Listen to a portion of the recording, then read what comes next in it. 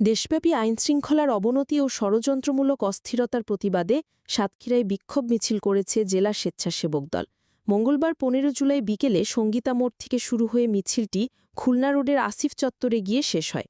বিক্ষোভে নেতৃত্ব দেন কেন্দ্রীয় যুগ্ম সম্পাদক এস.এম. কবির, জেলা আহ্বায়ক কামরুজ্জামান ভুট্টো, সদস্য সচিব শেখ শরীফুজ্জামান সজীব সহ দলের বিভিন্ন পর্যায়ের নেতাকর্মীরা।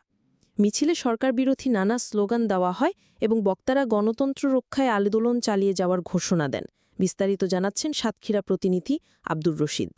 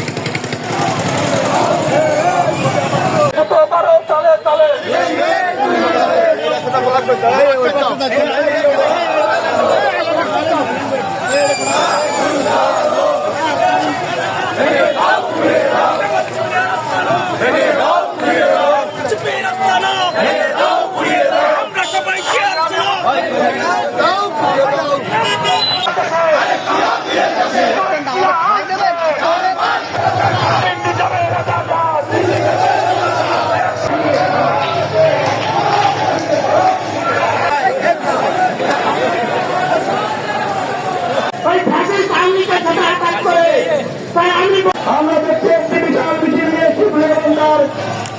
সংগঠিত করছেন সাতক্ষীরা জেলা স্বেচ্ছাসেবক দলের আজকের অনুষ্ঠানের প্রধান অতিথি কেন্দ্রীয়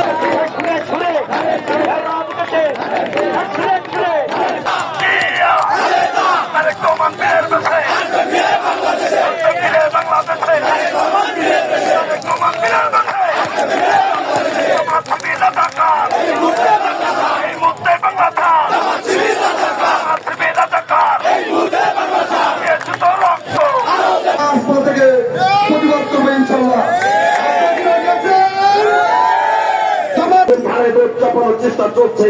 তারই প্রতিবাদে আমি দুটো ঘটনা বলবো। সেই সাথে আজকে এই পরবর্তী মিছিল শুরু হবে, সেই মিছিলে সকলকে অংশগ্রহণ করা। বাংলাদেশে একটি ফ্যাসিবাদী গোষ্ঠী আবার নতুন করে মাথাছাড়া দিয়ে একটি ফ্যাসিবাদী দল হাসিনার প্রেতাত্মা হিসাবে তারা দেশের আইন শৃঙ্খলা অবনতি ঘটানোর জন্য বিভিন্ন রকম খুন খারাপি ধর্ষণ রাহাজারি চালিয়ে যাচ্ছে এবং আমাদের আস্থার জায়গা আবেগের জায়গা বিএনপির প্রতিষ্ঠাতা সাবেক রাষ্ট্রপতি শহীদ প্রেসিডেন্ট জিয়াউর রহমান